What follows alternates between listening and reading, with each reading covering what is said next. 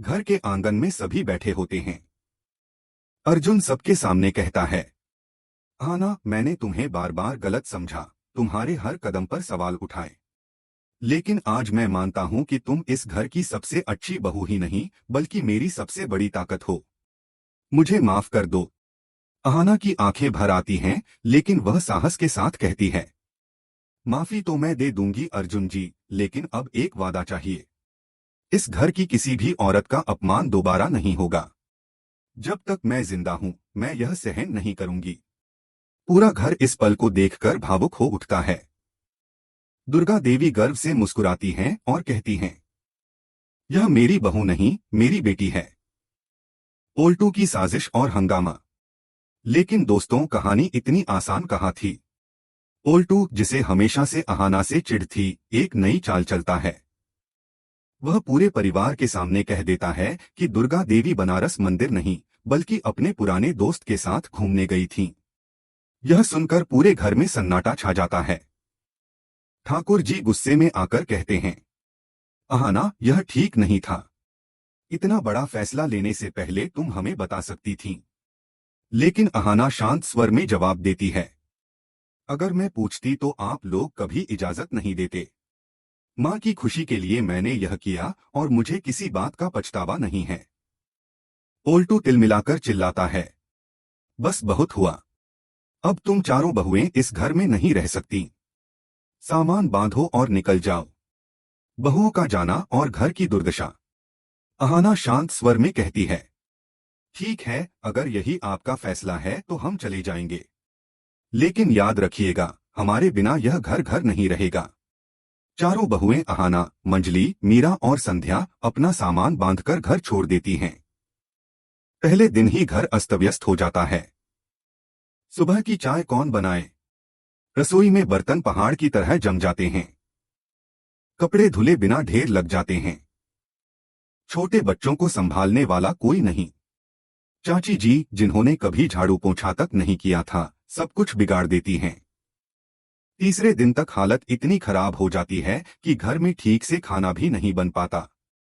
छोटू चाचा भूख से परेशान होकर कहते हैं, भाभीयों के बिना यह घर चल ही नहीं सकता। हमने कितनी बड़ी गलती कर दी। ठाकुर परिवार की समझ। दुर्गा देवी यह सब देखकर बहुत दुखी होती हैं। वह पोल्टू से कहती हैं, मेरी बहुएं इस घर की शान हैं। तुमने इन्हें निकालकर बहुत बड़ी गलती की है। ठाकुर जी भी अब समझ जाते हैं।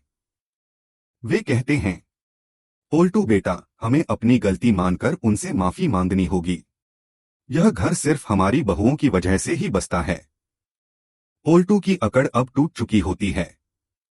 वह रोते हुए कहता है, पापा, मैंने उन्हें बहुत बुरा कहा। अब वे कैसे वापस आएंगी? बहुओं की वापसी और नया वादा। अगले दिन सुबह ठाकुर जी और पोल्टू अहाना के मायके पहुंचते हैं। हाथ जोड़कर कहते हैं, बेटी, हमसे बहुत बड़ी गलती हुई। यह घर तुम्हारे बिना वीरान हो गया है। वापस चलो।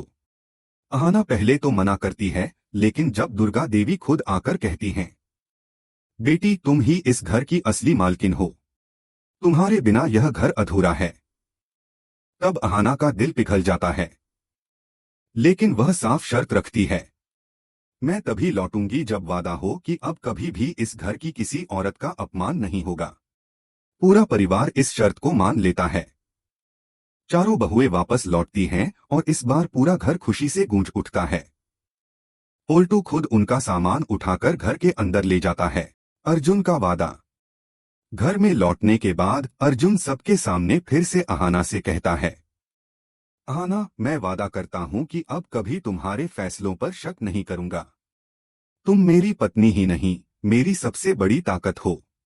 यह सुनकर पूरा परिवार तालियां बजाता है और दुर्गा देवी बहुओं को गले लगाकर कहती हैं, तुम लोग ही इस घर की असली नींव हो। घर में जैसे ही अहाना, मंजली, मीरा और संध्या वापस आती हैं, पूरा माहौल बदल जाता है। लंबे समय से वीरान पड़ा आंगन फिर से हंसी खुशी से गूंज उठता है। ठाकुर जी की आंखों से आंसू निकल पड़ते हैं, क्योंकि उन्हें साफ समझ में आता है कि असली नींव और ताकत उनके घर की बहुएं ही हैं। आना जब रसोई में जाती है तो वहां पहले से ही बर्तन, कपड़े और गंदगी का अंबार देखकर चुपचाप मुस्कुरा देती है। वह अपने हाथों से रसोई संभालना शुरू करती है और बाकी बहुएं भी उसमें साथ देती हैं। देखते ही देखते घर में वह सुकून और ताजगी लौट आती है जो पिछले कुछ दिनों से गायब थी। लेकिन दोस्तों, असली कहानी यहीं से एक नए मोड़ पर आती है।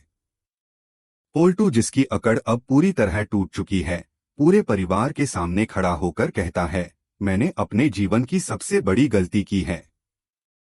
आना भाभी, आप सबकी इज्जत करना ही मेरी सबसे पहली जिम्मेदारी थी, लेकिन मैंने ही आपको अपमानित किया। यह सुनकर पूरा परिवार हैरान रह जाता है, क्योंकि पहली बार पोल्टू अपनी गलती मान रहा था। दुर्गा देवी गर्व से कहती हैं, यही सच्ची जीत है बहुओं की, जब घर के बेटे अपने अहंकार को छोड़कर झुकना सीखें। अर्जुन, जो पहले अहाना के फैसलों पर शक करता था, अब सबके सामने खड़ा होकर अहाना का हाथ पकड़ता है और कहता है, अहाना, मैं तुम्हें सिर्फ माफी ही नहीं देना चाहता, बल्कि एक नया वादा करना चाहता हूँ। और दोस्तों, वही दृश्य आता है जिसका इंतजार सभी को था। अर्जुन पूरे परिवार के सामने घुटनों के बल बैठकर अहाना को प्रपोज करता है और कहता है, अहाना, तुमने मुझे सिर्फ सच्चा प्यार ही नहीं, बल्कि जिम्मेदारी का असली मतलब भी सिखाया है। क्या तुम मुझे दोबारा अपना पति मानकर एक नई शुरुआत करोगी? पूरा परिवार तालियों से गूंज उठता है। आना की आंखों से आंसू बहने लगते हैं, लेकिन इस बार वह आंसू दुख के नहीं बल्कि खुशी के होते हैं। वह कहती है, अर्जुन जी, मैं आपको माफ करती हूँ और इस रिश्ते को एक नई शुरुआत देती हूँ। लेकिन यह शर्त हमेशा रहेगी कि इस घर की हर औरत का सम्मान सबसे ऊपर होगा। दोस्तों, यही नहीं, इसी खुशी के मौके पर दुर्गा देवी पूरे परिवार को एक और बड़ी खबर देती हैं। वह कहती हैं, अब जब यह घर फिर से एक हो गया है, तो मैं चाहती हूँ कि अगले महीने हम सब मिलकर काशी विश्वनाथ के दर्शन करने चलें। इस बार सिर्फ मेरी इच्छा नहीं होगी, बल्कि पूरा परिवार मेरे साथ होगा। यह सुनकर सभी बहुएं और बच्चे खुशी से झूम उठते हैं। ठाकुर जी भी पहली बार अपनी पत्नी की इस इच्छा को खुले दिल से स्वीकार कर लेते हैं। वह कहते हैं, तुम्हारी खुशी ही मेरा जीवन है, दुर्गा। और अगर अहाना और हमारी बहुएं न होती तो शायद हम कभी यह सीख ही नहीं पाते कि परिवार का मतलब क्या होता है। लेकिन दोस्तों, कहानी यहीं खत्म नहीं होती। जैसे ही घर में खुशियों का माहौल लौटता है, एक नया खतरा घर के दरवाजे पर दस्तक देने वाला होता है। पोएतु, जो इस हार से अभी तक शांत नहीं हुआ, बाहर खड़ा कसम खा रहा है कि वह इस परिवार की एकता को तोड़कर ही दम लेगा। अब देखना दिलचस्प होगा कि क्या अहाना और बाकी बहुएं इस नई साजिश का भी सामना उतनी ही बहादुरी से कर पाएंगी जितनी बहादुरी से उन्होंने पहले अपमान और तकलीफ का सामना किया था। दोस्तों, जैसे ही घर में खुशियों का माहौल लौटा, सबको लगा कि अब सब कुछ ठीक हो गया है। लेकिन असली तूफान तो अभी आना बाकी था। बाहर आंगन में खड़ा पोएतु अपनी आंखों में जलन और दिल में बदले की आग लेकर बड़बड़ा रहा था, अहाना, तुमने मुझे सबके सामने नीचा दिखाया है। अब देखना, मैं ऐसा वार करूंगा कि तुम्हारी सारी ताकत खत्म हो जाएगी। अगले दिन से ही उसकी साजिशें शुरू हो जाती हैं। सबसे पहले वह ठाकुर जी के कान भरता है कि अहाना और बाकी बहुएं घर की जायदाद अपने नाम करवाना चाहती हैं। बाबा, आप देखना, ये सब आपको मीठी बातें सुनाकर धीरे धीरे आपका घर और जमीन अपने कब्जे में कर लेंगी। यह सुनकर ठाकुर जी एक पल के लिए चौंक जाते हैं, लेकिन फिर अहाना के त्याग और बलिदान को याद कर चुप हो जाते हैं। फिर पोएतु घर के नौकरों को पैसे देकर उकसाता है कि वे बहुओं की बातें मानने से इनकार करें। रसोई में नमक, सब्जियां और अनाज की कमी होने लगती है। बच्चे शिकायत करते हैं कि उन्हें दूध और नाश्ता समय पर नहीं मिल रहा। पूरा घर फिर से अव्यवस्थित होने लगता है। लेकिन इस बार अहाना हार मानने वाली नहीं थी।